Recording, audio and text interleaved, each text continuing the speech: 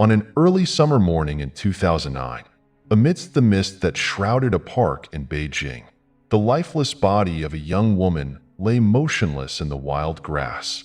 The horrifying scene marked the beginning of a mysterious case filled with unimaginable crimes. Behind the facade of close relationships lay a cold-blooded revenge plot, masked by smiles and feigned concern. A friend, a stranger, or something darker lurking in the shadows of jealousy and betrayal. Who set this deadly trap? What was the true motive? And what horrifying truth was waiting to be uncovered? Stay tuned until the end of the video as we unravel the layers of this case that shook an entire community. Heartbreaking and haunting discovery by the Riverbank. On the early morning of May 10th, 2009, in Haidian District, Beijing, China, as the first rays of sunlight began to pierce through the misty trees in the park, Mr. Hua, an elderly local resident, went for his routine exercise. He leisurely walked along the narrow path winding through the park, eventually pausing to rest near the riverbank. This was his daily habit, a place where he could enjoy the peace and freshness of dawn. However, as he entered a secluded corner near the river, he froze in his tracks at the sight of a girl lying motionless in the tall, wild grass. At first, he thought she might be a homeless person sleeping, but as he moved closer, the horrifying scene became clear. The girl lay on her side in the grass, her clothes disheveled and torn, revealing bruises and scratches all over her body. Her lips were slightly parted, with dried blood at the corners of her mouth. Her neck and shoulders bore large scratches. Her fingers were clenched tightly, suggesting a desperate struggle. Mr. Hua was momentarily paralyzed, unable to believe what he was witnessing.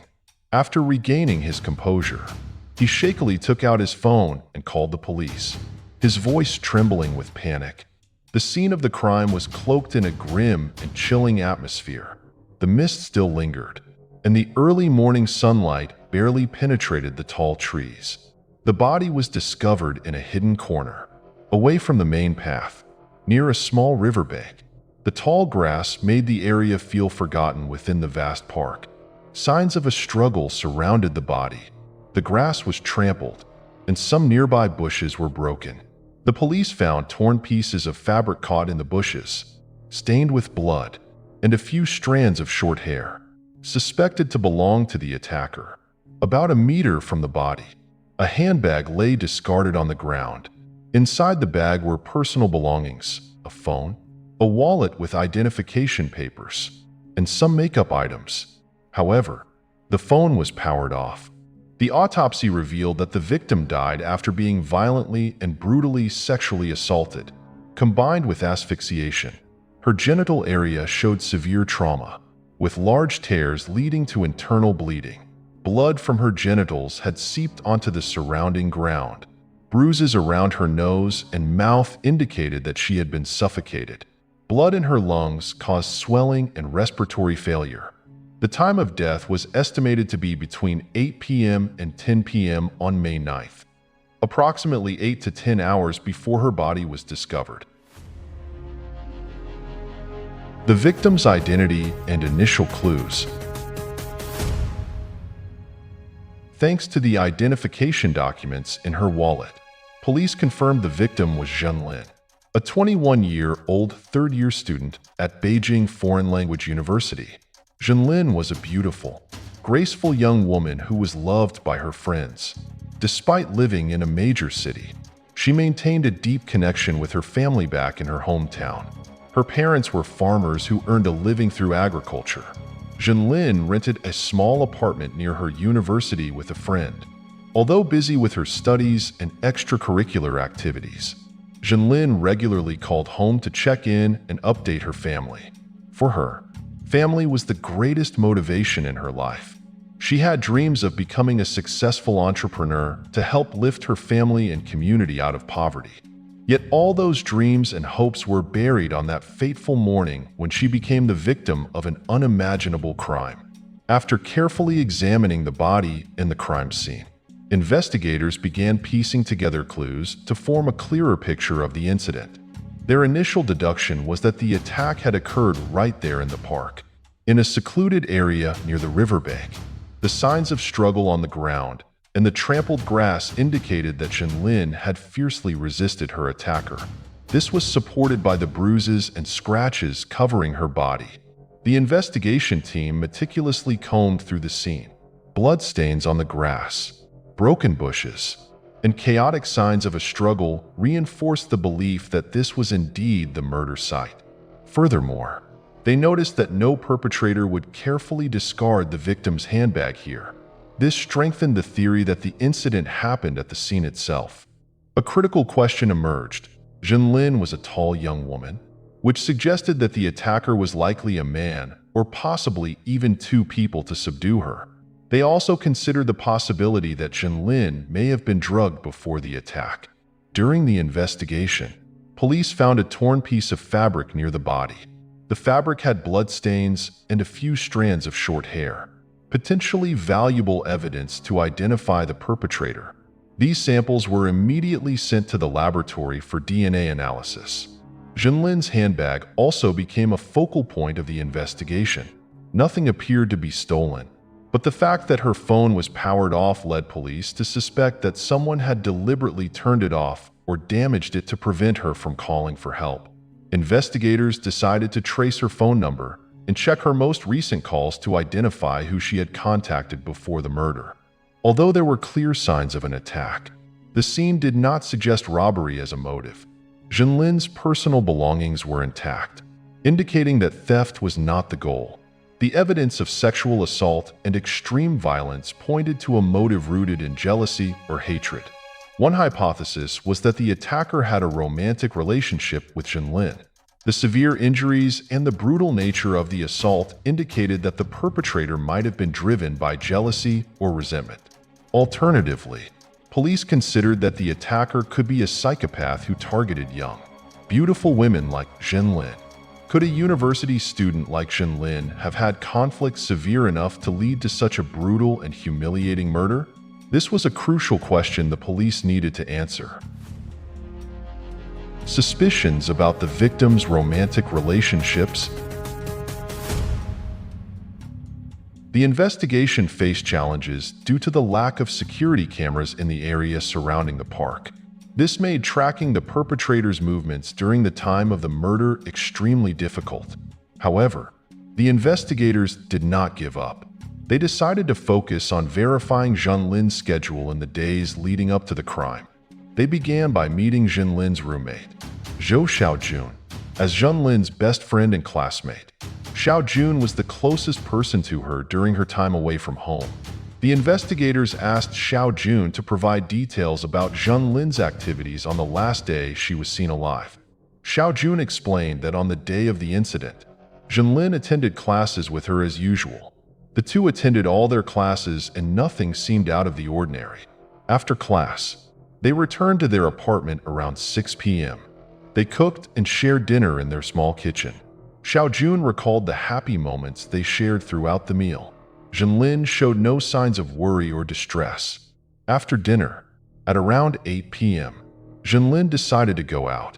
Xiaojun did not know her friend's destination, only remembering that Jinlin mentioned meeting some friends. Despite Xiaojun's attempts to ask more, Jinlin just smiled and did not provide further details. While Xiaojun was studying, she saw Jinlin leave the apartment, without suspecting anything was wrong. This detail concerned the investigators, as the time Jinlin left her apartment could be when she encountered danger. They decided to gather more information from friends, classmates, and anyone who might have seen Jinlin that evening to identify who she met. The police also questioned residents living near the park to see if anyone noticed anything unusual during that time. However, because the park was in an isolated area and rarely frequented at night, no one besides Mr. Hua, the man who discovered the body on the morning of May 11th, provided additional information.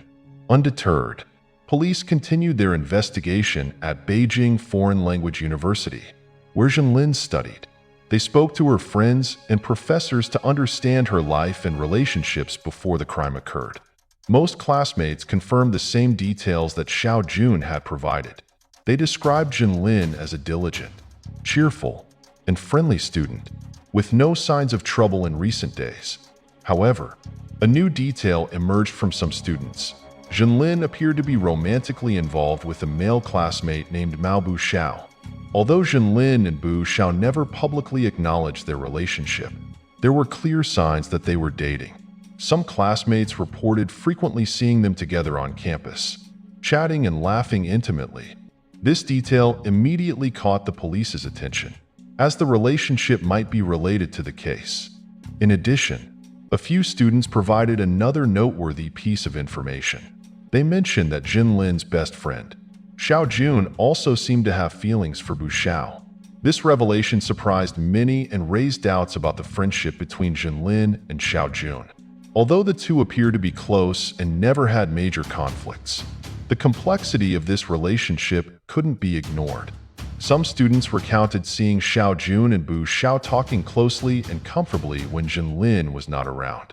However, they could not confidently say whether Xiao Jun truly had romantic feelings for Bu Xiao or if it was just friendly interaction. One thing was clear.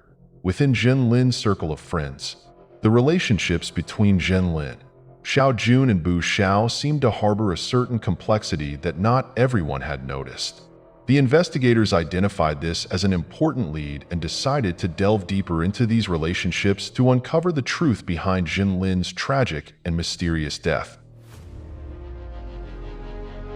A shocking secret about the victim's life. On the afternoon of May 11th, police summoned Mao Bu Xiao for questioning regarding his relationship with Jinlin, based on new information gathered from classmates. As he entered the interrogation room, Bu Xiao appeared tense, his face clearly showing exhaustion and grief. The interrogation began with general questions about his relationship with Jinlin.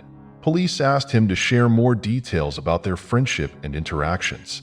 After a brief silence, Bu Xiao finally admitted that he and Jinlin had been in a secret romantic relationship.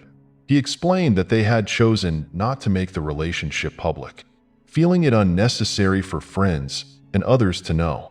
Bu Xiao said they had only recently started dating. Both were busy with their studies, but they had promised to spend time together when possible. He hadn't expected things to turn out like this. The police listened to Bu Xiao's testimony, but remained suspicious due to the secretive nature of the relationship. When asked about the night of the murder, Bu Xiao provided an alibi. He said that on the evening of May 9th, he had attended a classmate's birthday party at a restaurant far from the crime scene. Bu Xiao provided the name of the restaurant, a list of attendees, and mentioned that the restaurant had security cameras. The police quickly verified Bu Xiao's alibi. They reviewed the restaurant's CCTV footage and saw Bu Xiao clearly present between 7:30 p.m. and 10:30 p.m. This time frame overlapped with the estimated time of the murder, confirming that Bu Xiao could not have been at the crime scene when Jinlin was killed. Early on the morning of May 12th, Jinlin's best friend, Zhou Xiaojun, unexpectedly arrived at the police station, visibly anxious and frightened. Once in the interrogation room, Xiao Jun confessed to a shocking piece of information she had previously concealed. Xiao Jun revealed that Jinlin was not just the diligent and friendly student she appeared to be. In reality, Jinlin had been secretly working as a sex worker for some time. Only a few extremely close friends knew this secret. While maintaining a pure image in front of family, friends, and teachers, behind the scenes, Jinlin had ventured into a dangerous underground world. Xiao Jun insisted that even Jinlin's ambiguous boyfriend, Bu Xiao, was completely unaware of her double life. Xiao Jun explained that Jinlin often used the excuse of going out in the evenings to meet clients, earning extra money to support her living expenses and send money back to her family. Xiao Jun understood that Jinlin felt she had no other choice due to financial pressures, but she always feared this clandestine work could put her friend in danger. When asked why she hadn't shared this information earlier, Xiao Jun bowed her head and tearfully said, I was afraid of disgracing myself and didn't want to add more pain to Jinlin's family. But after thinking it through, I realized this could be a crucial clue related to her death. Xiao Jun suspected that one of Jinlin's clients might have committed the crime. She worried that Jinlin had unknowingly encountered a violent client or had offended someone in the underground world, leading to this tragic outcome. In the interrogation room, Xiao Jun sobbed as she spoke. She firmly denied the rumors from some students that she had feelings for Mao Buxiao. She insisted that her interactions with Buxiao were purely platonic. Xiao Jun emphasized that the only relationship she cared about was her friendship with Jinlin. Her primary concern was that Jinlin's secret work relationships might have led to her death. Xiao Jun's testimony opened a completely new avenue of investigation for the police. They now focused not just on Jinlin's personal relationships, but also on the potential dangers from her secret life.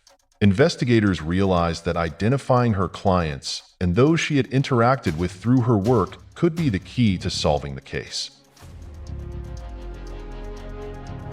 Clues from the victim's phone data.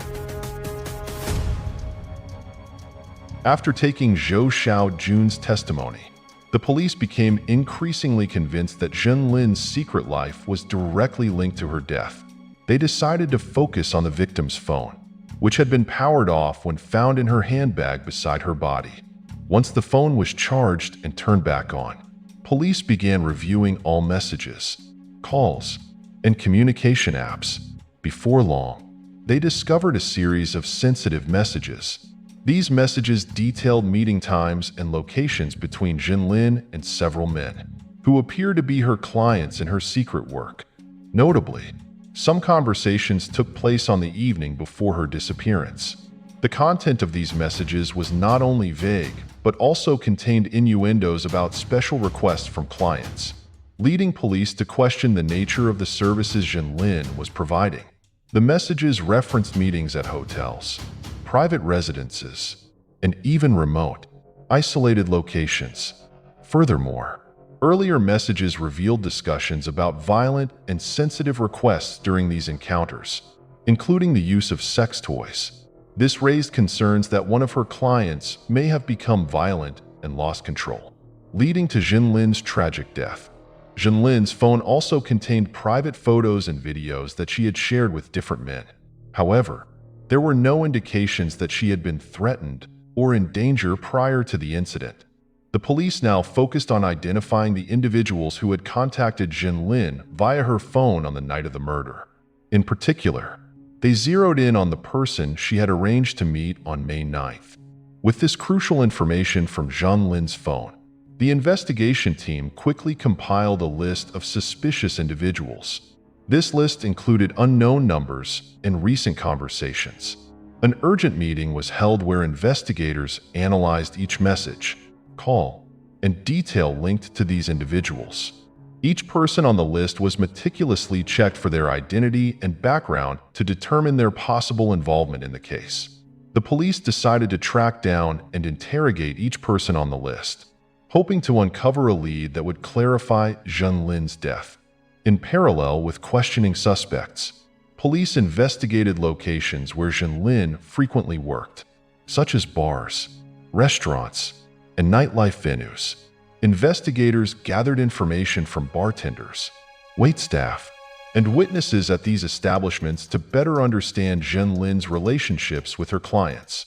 The investigation continued, but police soon realized that questioning the men on the list did not yield the useful information they had hoped for. Most of the individuals they interviewed were casual clients who had only brief encounters with Jinlin. They couldn't provide any additional details about her activities or deeper relationships. Some were visibly shocked upon hearing of Jinlin's death, insisting that their interactions with her were short and that they had no further contact. The remaining individuals had clear alibis, with evidence placing them elsewhere during Jinlin's disappearance. This left the police struggling to identify anyone with a strong connection to the crime. However, when investigators visited a bar where Jinlin frequently worked, they received a new lead from some staff members. One employee reported that shortly before the incident, they saw a girl following Jinlin, seemingly watching her. Notably, this person did not appear to be a regular customer, as her attire and demeanor were distinctly different. The shocking identity of the mysterious girl, the killer, is revealed. This new information raised police suspicions, prompting further investigation into the mysterious girl. They gathered testimony from witnesses and bar staff while requesting footage from security cameras in the area around the bar.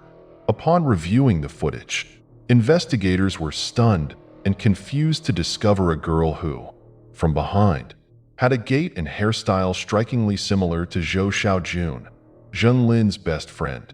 This discovery made the police question the true nature of Zhou Xiaojun's relationship with Zhenlin. They began analyzing the video in detail to confirm Xiaojun's presence at the bar on the night of the incident. More strikingly, the video captured an argument between Zhenlin and a man that evening. The footage showed the man approaching Zhenlin, who visibly reacted with discomfort and pushed him away. The incident drew the attention of nearby patrons, leading to a small crowd gathering around the commotion. Due to the noise, flashing lights, and chaos in the bar, the camera couldn't clearly capture Zhenlin's movements afterward. However, the footage was sufficient to confirm that a confrontation had taken place. Recognizing the importance of this clue, the investigation team decided to focus on the man in the video. They needed to answer, why did he approach Zhenlin, and what sparked their argument? The police swiftly gathered more information from witnesses and sought additional footage from other nearby cameras to identify the mysterious man.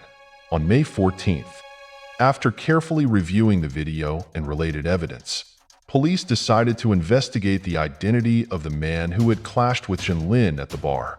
This man was not in the list of contacts previously examined from Zhenlin's phone, but the bar incident had attracted significant attention. Investigators eventually identified the man as Feng Kai, a notorious figure in the area. Through covert investigation methods, police discovered that on the night of the incident, Feng Kai had left home around 8 p.m., coinciding with the time Zhou Xiaojun reported Zhenlin leaving their apartment. This detail heightened suspicions about Feng Kai's involvement in the crime. Feng Kai was known for his rudeness, lack of education, and history of violence. Despite this, he frequently escaped legal troubles by using his money to settle issues.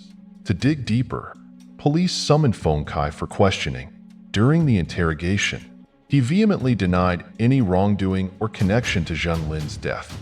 Police decided to examine Feng Kai's phone for additional evidence, but no location data was found. On the same day, a significant breakthrough occurred.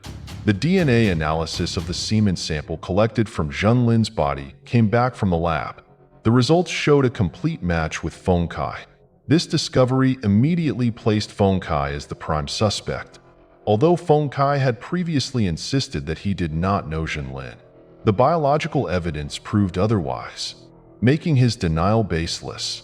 Cornered by the evidence, Feng Kai suddenly shouted that Zhou Xiaojun was the mastermind. He claimed he had been deceived by Xiaojun and that she was the one who approached and lured him. Feng Kai confessed that he and Xiaojun had discussed a plan to lure Zhenlin to the secluded riverside area in the park. Xiaojun and Feng Kai's plan was executed with precision. Xiaojun had invited Zhenlin out that evening, a move that didn't arouse suspicion since they lived together. She created a warm and friendly atmosphere, sharing dinner and happy stories with Zhenlin. Xiaojun even expressed a desire for them to relax together after a stressful period. Zhenlin, completely trusting her friend, eagerly agreed. She was excited by the idea of an outing, unaware that she was walking into a carefully laid trap. A toxic love triangle, the source of the crime. At around 8 p.m. on May 9th, both Zhou Xiaojun and Zhenlin left their apartment together and headed to the park by the river. By this time, Feng Kai was already hiding in the shadows, waiting for the right moment to overpower Zhenlin. With Xiaojun's assistance, with all the evidence collected, neither Xiaojun nor Feng Kai could deny their involvement. The police had a wealth of compelling evidence, from Xiao Jun's covert surveillance of Jinlin at the bar to the suggestive exchanges between her and Feng Kai about the revenge plan. Everything pointed to their collaboration in executing this brutal plot. The DNA results from the semen sample and hair strands found at the crime scene confirmed that Feng Kai was the assailant, although he had initially denied any involvement. The biological evidence exposed his lies. On May 15th, at the police station, Feng Kai was defiant, insisting that he was merely a pawn in a scheme orchestrated by Xiao Jun. Panicked, he tried to shift blame. Under mounting pressure, Xiao Jun finally broke down and revealed the complex web of relationships between herself, Jinlin, and Mao Buxiao. Xiao Jun confessed that she and Jinlin had been roommates since entering university, allowing her to closely monitor Jinlin's every move. Despite Jinlin's outward image of innocence and virtue, Xiao Jun knew her friend was secretly working as a prostitute. This knowledge filled Xiao Jun with contempt. Her resentment grew even more intense when she discovered that Jinlin was in a relationship with Mao Buxiao, the boy Xiao Jun had secretly loved for a long time. In Xiao Jun's eyes, Jinlin did not deserve Buxiao's affection. She believed that someone engaged in such a sordid profession had no right to love and be loved. Yet, Buxiao only saw Xiao Jun as a friend, while his feelings were directed toward Jinlin. Day by day, Xiao Jun's jealousy and anger festered. She felt excluded from Buxiao's life, while Jinlin basked in admiration and affection. Jinlin's hypocrisy fueled Xiao Jun's rage. In her fury, Xiao Jun decided to follow Jinlin, gathering evidence to expose her friend's double life. She wanted Buxiao to see Jinlin's true nature and abandon his feelings for her. One day, Xiao Jun confronted Buxiao with everything she knew. She accused Jinlin of being a prostitute and provided details of the places and clients she had served. However, instead of the reaction Xiao Jun expected, Buxiao coldly reproached her, asking why she would betray her friend. His question felt like a dagger to Xiao Jun's heart, pushing her hatred to its peak. Unable to bear being seen as the villain and unwilling to accept Jinlin's continued affection from Buxiao, Xiao Jun decided that Buxiao needed to witness the truth about Jinlin. She wanted him to see that Jinlin was not the innocent girl she appeared to be, but rather a corrupt and unworthy person. Xiao Jun began tracking Jinlin for weeks, gathering information about her clients. Jinlin, with her beauty and refined appearance, attracted wealthy and powerful men who were willing to pay generously for her company, even if only for a few hours. Using her charm and conversational skills, Jinlin maintained a network of clients, which made it easy for Xiao Jun to learn about her schedule and contacts. A murderous plan and the truth behind the crime. One day, while tracking Jinlin at the bar, Zhou Xiaojun witnessed a confrontation between Jinlin and Feng Kai, an unpleasant and aggressive client. Jinlin refused to serve him due to his rude nature and lack of respect for women. This rejection humiliated Feng Kai deeply. Seizing this opportunity, Xiaojun approached Feng Kai while he was filled with rage and easily manipulated. She obtained his phone number and began contacting him regularly to lay the groundwork for her revenge plan. Just days later, Jinlin casually told Xiao Jun about rejecting Feng Kai because he didn't respect women. Xiao Jun found this hypocritical and ironic, mocking the idea that a sex worker would demand respect. Her contempt and hatred for Jinlin grew even stronger. Xiao Jun closely monitored Jinlin, continually feeding information to Feng Kai. They meticulously plotted their revenge. Feng Kai believed that if Jinlin were assaulted or killed, the police would struggle to uncover the truth because her life was so complex, and her clients were powerful individuals. On May 9th, after attending classes and having dinner with Jinlin as usual, Xiao Jun suggested they take a walk by the riverside park to relax. Trusting her friend completely, Jinlin agreed without hesitation. The two girls headed to the park, which had been chosen as the site for the cruel revenge. When they arrived, Xiao Jun playfully led Jinlin closer to the riverbank. Feng Kai was already lying in wait. As soon as Jinlin was distracted, Feng Kai suddenly appeared from behind and pressed a chloroform-soaked cloth over her mouth, causing her to lose consciousness. He dragged Jinlin's limp body to the riverside, a secluded spot with no passers-by. Meanwhile, Xiao Jun silently left the park, pretending she was unaware of what was happening. In the shadows, Feng Kai sexually assaulted Jinlin while she was still semi-conscious. About 15 minutes later, as the sedative began to wear off, Jinlin woke up. Despite her weakened state, she fought back and screamed for help. However, her cries were stifled by the cloth Feng Kai had prepared. Furious and humiliated by Jinlin's earlier rejection, Feng Kai became even more violent. He clamped his hands tightly over her mouth and nose, preventing her from breathing. In her final moments, Jinlin desperately struggled for life, but gradually, her breath was stolen away. When Feng Kai realized Jinlin had stopped breathing, he showed no panic or remorse. He coldly stared at her lifeless body, his expression devoid of emotion. Everything had gone exactly as he had planned. He calmly stood up, powered off Jinlin's phone to block any signal that could help police trace the events, leaving her body by the riverside, where it would not be immediately discovered. Feng Kai walked away. He believed his plan was flawless and that he would escape justice thanks to the cruel and meticulous scheme he and Xiao Jun had devised. The trial for justice, the severe sentence for the perpetrators. On May 25th, the trial of Zhou, Xiao Jun, and Feng Kai took place in an atmosphere of tension and gravity. The two defendants stood before the court, facing the consequences of the ruthless crime they had committed. The judge carefully listened to the evidence, testimonies, and all the details of the case. In the sentencing phase, the judge emphasized that the actions of the two defendants were betrayal, cruelty, and inhumanity. Zhou Xiaojun, driven by blind jealousy, conspired to murder her closest friend. Feng Kai carried out the assault and murder with brutal violence. Based on irrefutable evidence, the judge delivered the following sentences. Zhou Xiaojun was sentenced to life imprisonment for the crime of premeditated murder conspiracy. Feng Kai was sentenced to death for the crimes of sexual assault and murder. This case not only exposed a heinous crime, but also revealed the dark side of jealousy, selfishness, and hatred between once close individuals.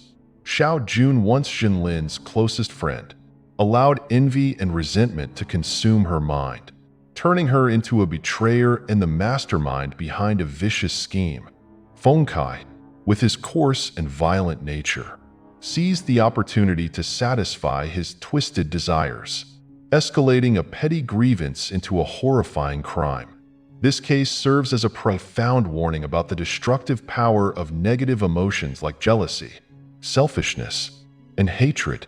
These emotions can drive people to unimaginable acts of cruelty. It reminds us of the importance of tolerance, forgiveness, and honesty in relationships. The consequences of this crime extend beyond the loss of the victim.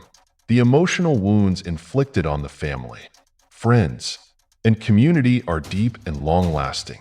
Those who witnessed or knew about the case carry with them a lingering sense of trauma and sorrow. What are your thoughts about the perpetrators and the victim in today's case? Leave a comment below to join the discussion with us. Don't forget to like and subscribe to the Decoder Box channel to stay updated on gripping cases from around the world. Goodbye, and see you in the next video.